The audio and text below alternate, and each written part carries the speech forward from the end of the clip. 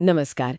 आज हम अनिमेश बाजपेयी के नोट्स के जरिए समय प्रबंधन यानी कि टाइम मैनेजमेंट इस पर थोड़ी गहराई से चर्चा करेंगे। अक्सर लगता है ना कि समय कम है और काम बहुत ज्यादा, पर क्या ये वाकई समय की कमी है या बस अपने समय को सही ढंग से इस्तेमाल न कर पाने की बात है? हाँ, बिल्कुल। ये नोट्स इसी तरफ इशारा करते हैं। ये सिर्फ ज़्यादा घंटे काम करने के बारे में नहीं है। असल में इन नोट्स का सार यही है कि कैसे अपने समय को थोड़ा समझदारी से प्लान करें, उसे व्यवस्थित करें और हाँ, उस पर नियंत्रण रखें, ताकि उत्पादकता बढ़े और जो हमारे लक्ष्य हैं, वो हासिल हों। ये सिर्फ घड़ी देखना नहीं है, उससे कहीं ज़्यादा है। तो चलिए फिर इन नोट्स में थोड़ा और उतरते हैं और देखते हैं कि ये रोजमर्रा की भागदौड़ से नियंत्रण तक का सफर कैसे तय किया जा सकता है। हमारा लक्ष्य यही है कि इन नोट्स से सबसे जरूरी, सबसे कारगर रणनीतियां निकाल पाएं। बिल्कुल। अच्छा, तो शुरुआत करते हैं उन आम आदतों से जो नोट्स के हिसाब से हमारा कीमती समय शायद बर्बाद करती हैं। टालमटोल मतलब प्रोक्रेस्टिनेशन, इसका जिक्र तो होगा ही। हाँ हाँ, बिल्कुल। और नोट्स इसे सिर्फ आलस नहीं मानते। देखिए, अक्सर होता क्या है कि ज़रूरी काम टालने के पीछे परफेक्शनिज्म होता है। हाँ। या कभी-कभी काम इतना बड़ा लगता है कि शुरू करने से ही डर लगता है। अच्छा। और नतीजा वही आखिरी मिनट का तनाव और काम की गुणवत्ता भी खराब हो जाती है। एक और बड़ी समस्या है वो मल्टीटास्किंग का भ्रम। हाँ हाँ, वो तो है। लगता है कि हम एक साथ बहुत कुछ कर रहे हैं। बिल्कुल।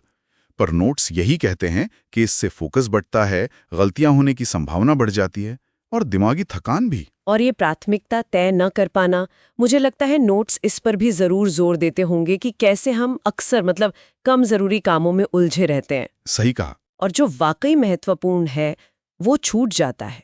खराब प्लानिंग भी एक वजह होगी। और आजकल का सबसे बड़ा विलन वो डिजिटल विकर्षण, मतलब बार बार फोन चेक करना, सोशल मीडिया देखना। एकदम सही पकड़ा। और इन्हीं आदतों से निपटने के लिए नोट्स में सबसे अहम चीज बताई गई है, कामों को प्राथमिकता देना। यहीं पर वो आइजनहावर मैट्रिक्स जैसी तकनीकें काम आती हैं। आइजनहावर मैट्रिक्स, हाँ सुना है, अर्जेंट और इम्पोर्टेंट वाला। हाँ, वही। ये कामों को उनकी अर्जेंसी और इम्पोर्टेंस के आधार पर 4 हिस्सों में बांटने में मदद करती हैं। क्या तुरंत करना है, क्या शेड्यूल करना है, क्या किसी और को सौंपना है और क्या करना ही नहीं है। सुनने में तो ये बहुत कारगर लगता है, पर कई बार असलियत में लगता है कि सब कुछ ही अर्जेंट है, सब कुछ ही इम्पोर्टेंट है। क्या नोट्स इस दुविधा से निकलने का कोई रास्ता सुझाते हैं? हाँ, नोट्स इस बात पर जोर देते हैं कि ये सिर्फ एक टूल नहीं है, बल्कि ये सोचने का एक तरीका है। मतलब नियमित रूप से खुद से पूछना कि क्या ये काम वाकई मेरे लक्ष्य के लिए जरूरी है। और यहीं वो पारेटो प्रिंसिपल यानी 80-20 नियम वो भी काम आता है। 80-20 नियम, हाँ वो 20% प्रयास से 80% नतीजे वाला। बिल्कुल। पर नोट्स सिर्फ ये पहचानने तक सीमित नहीं रखते, वो इस बात पर जोर देते हैं कि उन 80% कम असरदार कामों को सक्रिय रूप से ना कहने या डेलीगेट करने की हिम्मत जुटानी होगी। अच्छा। और असली चुनौती यही है। कमाल है।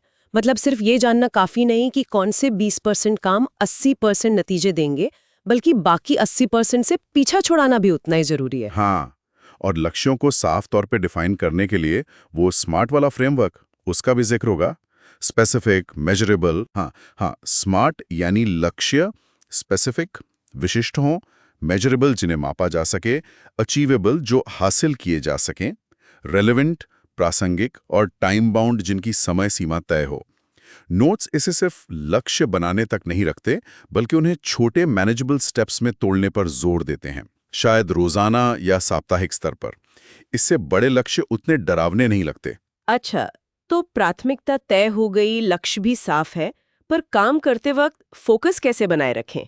खासकर जब ध्यान भटकाने वाली चीजें इतनी ज्यादा हैं चारों तरफ। क्या नोट्स में पोमोडोरो या टास्क बैचिंग जैसी तकनीकों का जिक्र है? बिल्कुल है। पोमोदोरो तकनीक, जिसमें काम को छोटे छोटे फोकस वाले हिस्सों में बांटते हैं, जैसे 25 मिनट काम फिर छोटा ब्रेक, ये एकाग्रता बढ़ाने में बहुत मदद करती है। और टास्क बैचिंग भी है, मतलब एक जैसा काम एक साथ निपटाना, जैसे सारे ईमेल एक ही स्लॉट में देख लिए। हाँ, ये अच्छा है। बार बार कॉन्टेक्स्ट बदलने में जो समय जाता है वो बचता होगा। बिल्कुल। नोट्स शायद इन तकनीकों को इसी नजरिए से देखते हैं, कॉन्टेक्स्ट स्विचिंग से होने वाले समय के नुकसान को कम करना। और डिजिटल विकर्षण आज के दौर की ये सबसे बड़ी चुनौती है। क्या नोट्स में डिजिटल डिटॉक्स या कुछ सीमाओं तय करने जैसी बातें हैं? हाँ, डिजिटल विकर्षणों को मैनेज करना एक बहुत ज़रूरी पहलू है। नोट्स में शायद प्रैक्टिकल सुझाव दिए गए हैं, जैसे कुछ डिवाइस फ्री जोन बनाना या फ़ोन के नोटिफिकेशन बंद रखना।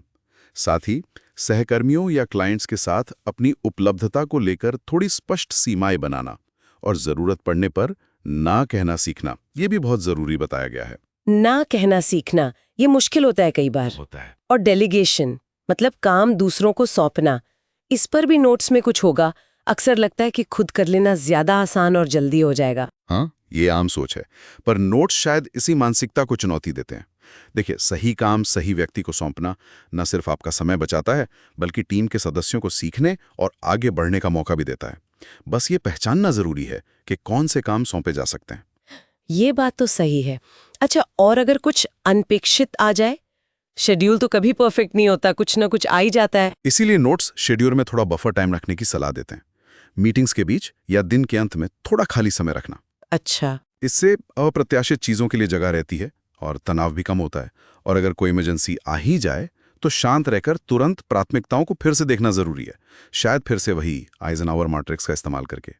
तो कुल मिलाकर इन नोट्स से ये साफ है कि समय प्रबंधन सिर्फ कुछ तकनीकें अपना लेना नहीं है, बल्कि ये एक पूरी मानसिकता है, एक नजरिया है।